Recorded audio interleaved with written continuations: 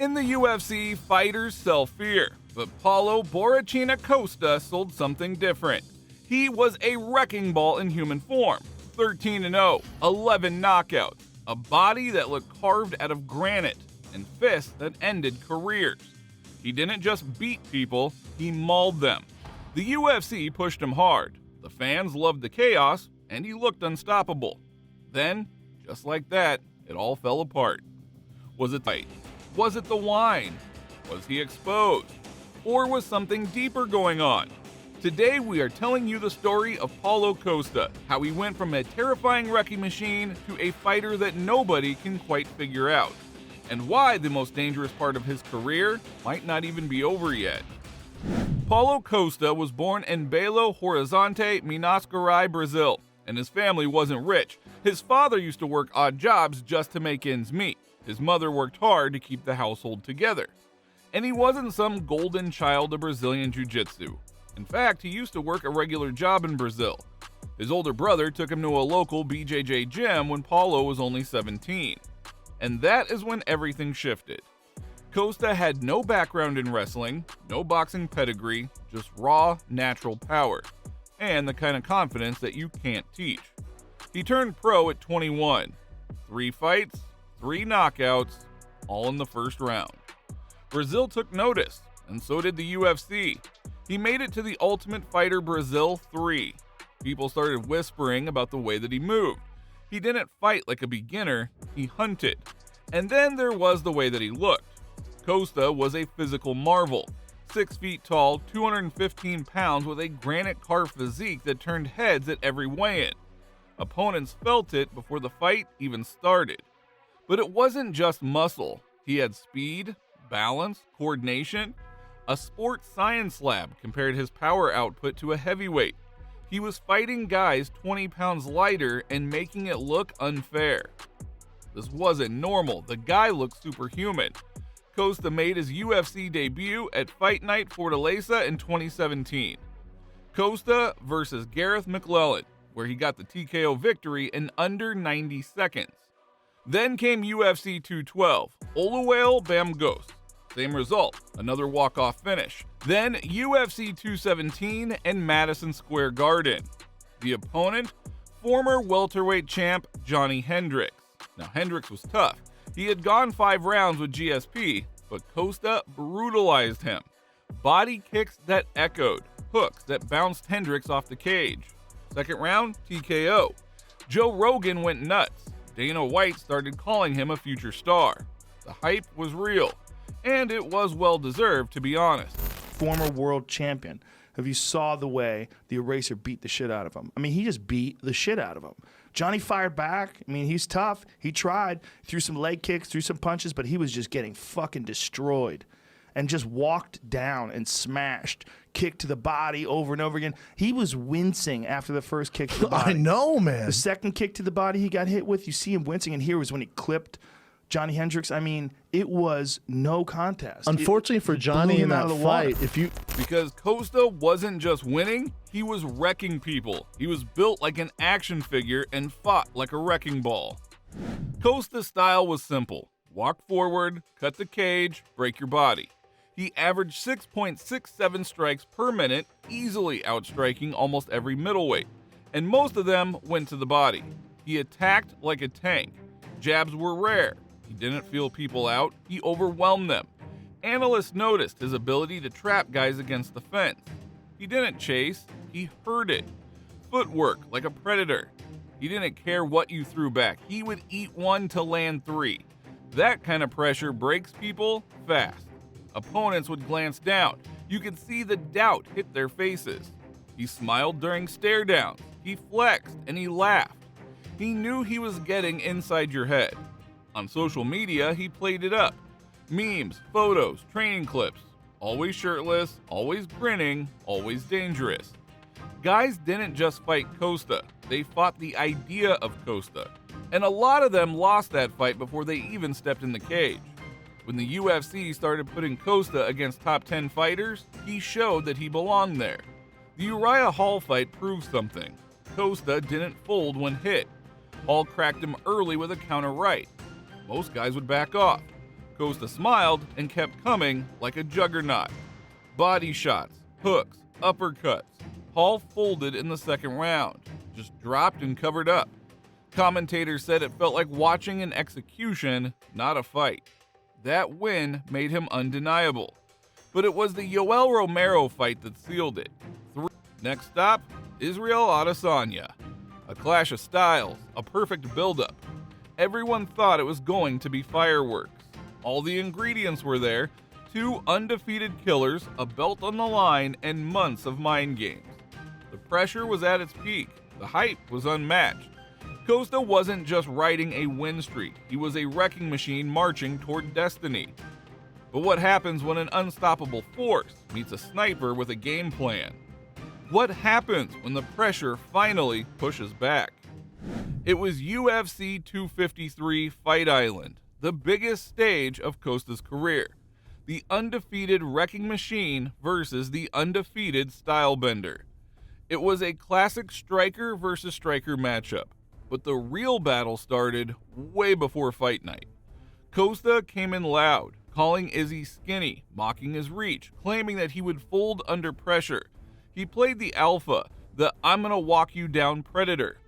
Meanwhile, Adesanya, quiet, calculated. He posted memes, studied tape, and prepped like a sniper. Costa danced at weigh-ins, flexed his abs, grinned through the cameras.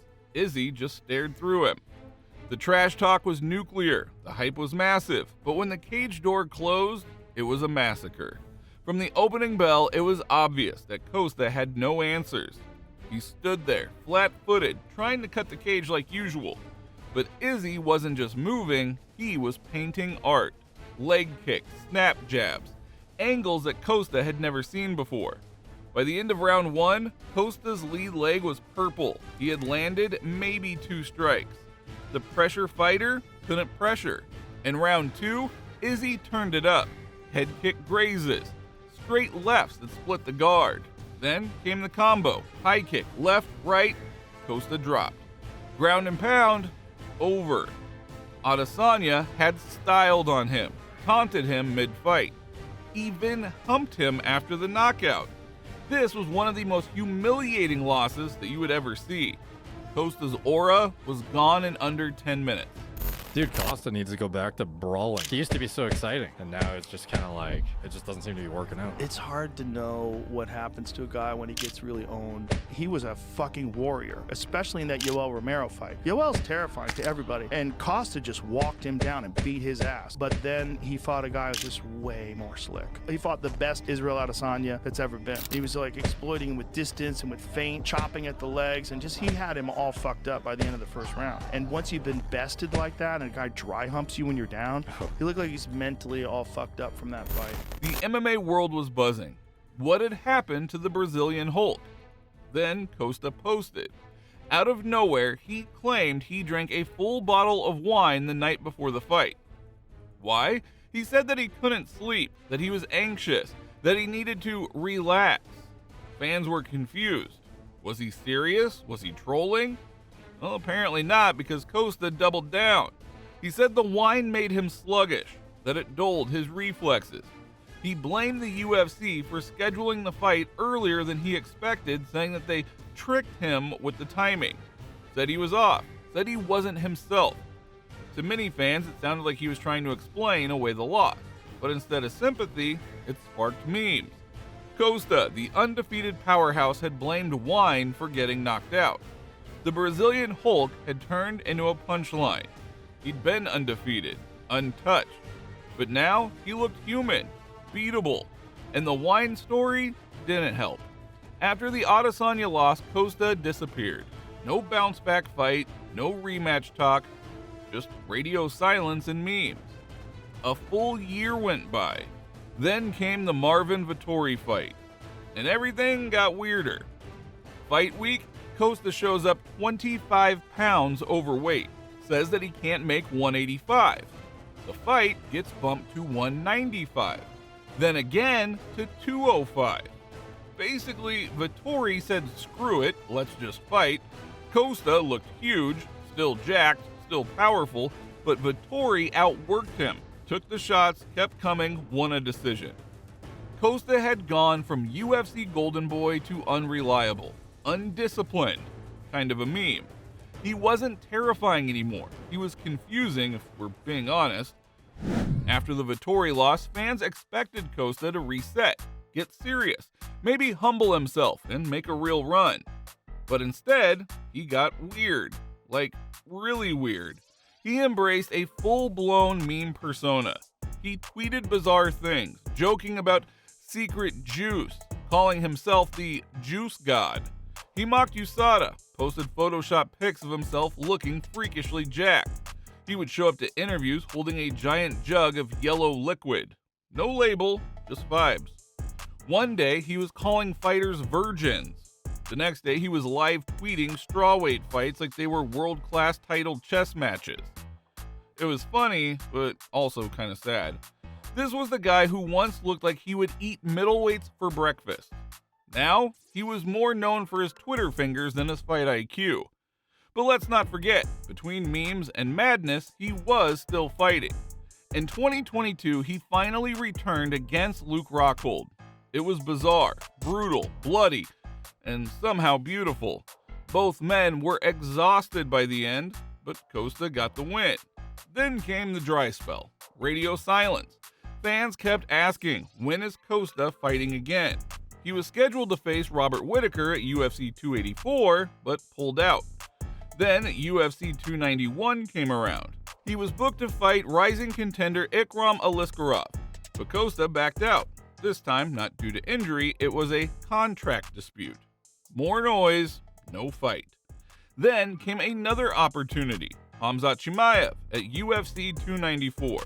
More hype, more chaos, and again, another withdrawal. This time, it was legit. He needed elbow surgery from a staph infection.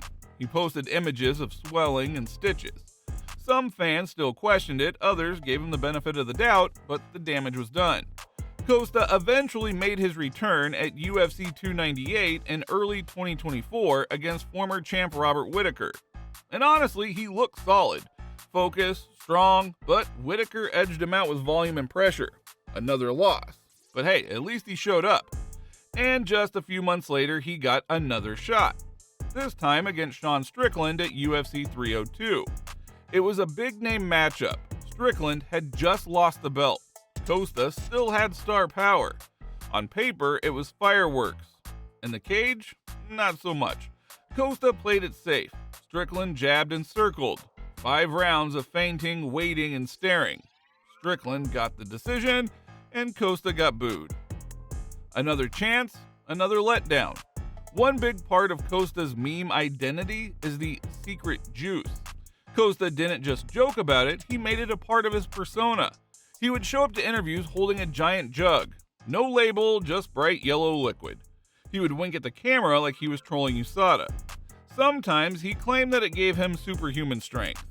Other times he hinted it was just juice, or maybe not.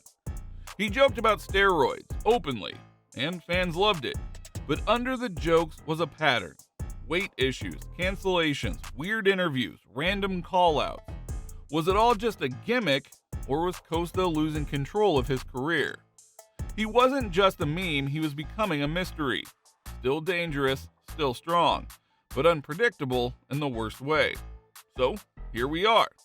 Paulo Costa is still a top 15 guy. He is still young and still ridiculously explosive. But the fear, the mystique, it's gone.